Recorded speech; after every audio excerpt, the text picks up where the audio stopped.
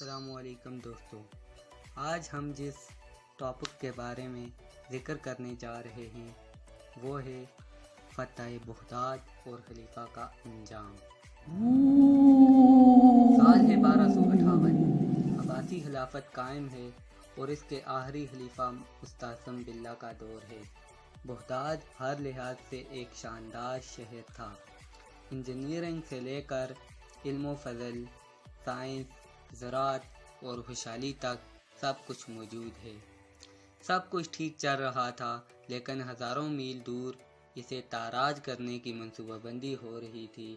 آخری عباسی خلیفہ مستعصم باللہ 1213 میں پیدا ہوئے اور 1244 میں خلیفہ بنے۔ ابن القمی ان کا وزیر خاص تھا، تاہم خلیفہ کے بیٹے کے ساتھ رنجش کی وجہ سے وہ اندر سے اس خلافت کے خلاف تھا۔ جب اسے چین اور روس کے وسطی علاقے منگولیا سے اٹھنے والے اس نوجوان کے بارے میں معلوم ہوا جو آئے روز ملکوں پر ملک فتح کیے جا رہا تھا، تو اسے پیغام بھجوایا کہ اگر وہ بغداد پر حملہ کرے تو مدد کی جائے گی اور قبضہ کرنے میں زیادہ دقت نہیں ہوگی۔ ہلاکو خان منگول حکمران چنگیز خان کا پوتا تھا۔ وہ اپنے دادا اور باپ کی طرح ساری زندگی قتل و غارت میں جلتا رہا۔ جب اسے ابن القمی کا پیغام ملا تو اسے بغداد میں دلچسپی پیدا ہوئی اور 2 لاکھ کی فوج کے ساتھ نکل پڑا، جو منجنیقوں اور بارودی مواد سے لیس تھی۔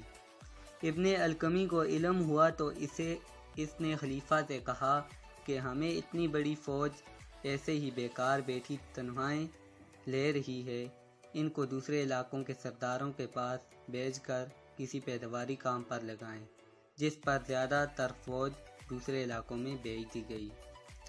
ہلاکو خان لشکر سمیت 29 جنوری 1258 کو بغداد پہنچا، دریائے دجلہ کے کنارے پڑاؤ ڈالا اور خلیفہ کو خط لکھا، جو کہ کچھ یوں تھا: لوہے کے سوئے کو گونسا مت مارو، سورج کو بجھی ہوئی شمع سمجھنے کی غلطی مت کرو، دروازے کھولو، خندقیں بھر دو، حکومت چھوڑ کر ہمارے پاس آ جاؤ۔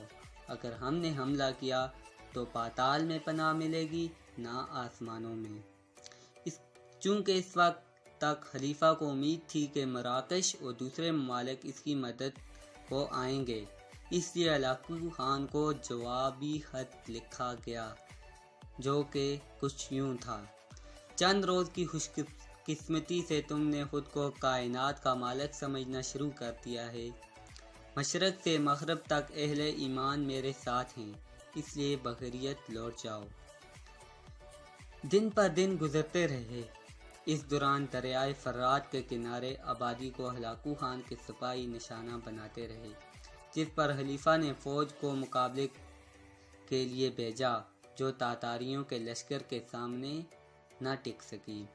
وہ چند دن کے اندر زیادہ تر فوجی مارے گئے۔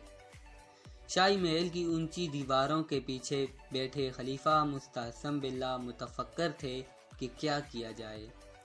ایسے میں ابن القمی، جو کہ ہلاکو خان سے گٹھ جوڑ کر چکا تھا، نے مشورہ دیا کہ اگر وہ خود ہلاکو خان کے استقبال کرنے چلے جائیں تو شاید بات بن جائے، کیونکہ ایسے میں اسے مال و دولت مل جائے گی جو کہ خلیفہ کے پاس بے تحاشا ہے، اور وہ اسے لے کر چلا جائے گا۔ خلیفہ نے اس تجویز پر غور شروع کر دیا۔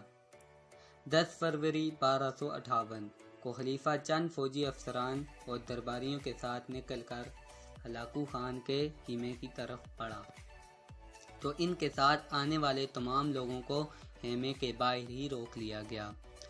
خلیفہ کے اندر جاتے ہی سب کو قتل کر دیا گیا۔ خلیفہ کو وہیں سے پکڑ کر قید خانے میں ڈال دیا گیا۔ انہیں کئی روز تک بھوکا پیاسا رکھا گیا۔ جب وہ بھوک سے نڈال ہو گئے تو نکال کر ہلاکو خان کے سامنے پیش کیا گیا۔ جب کئی روز سے بھوکے عباسی خلیفہ نے پیش کیے جانے والے خوان کا ڈھکن اٹھایا تو اس میں ہیرے جواہرات تھے۔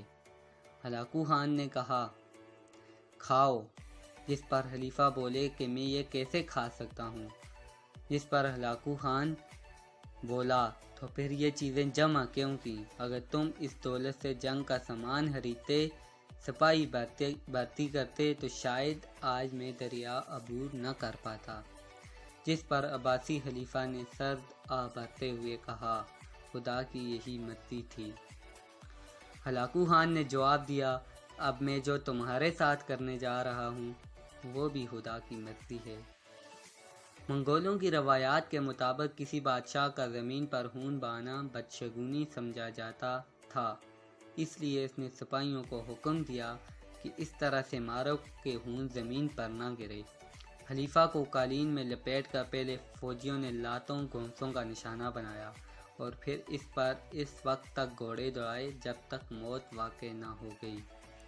ہلاکو کی فوج نے بغداد میں اس حد تک قتل و غارت کی کہ دریائے دجلہ کا پانی کئی روز تک سرخ رہا، کتب خانوں کو جلا دیا گیا، گلیوں میں پڑی لاشوں کے ڈھیر سے اٹھنے والے تعفن کی وجہ سے کئی ماہ تک بغداد میں بدبو پھیلی رہی۔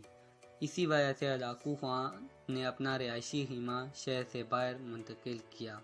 ایک اندازے کے مطابق 5 سے 10 لاکھ افراد کو قتل کیا گیا۔ تو دوستو یہ تھی بغداد کی کہانی اور خلیفہ کا انجام۔ مزید اچھی ویڈیوز دیکھنے کے لیے ہمارے چینل کو سبسکرائب کریں اور ویڈیوز کو لائک کریں۔ شکریہ۔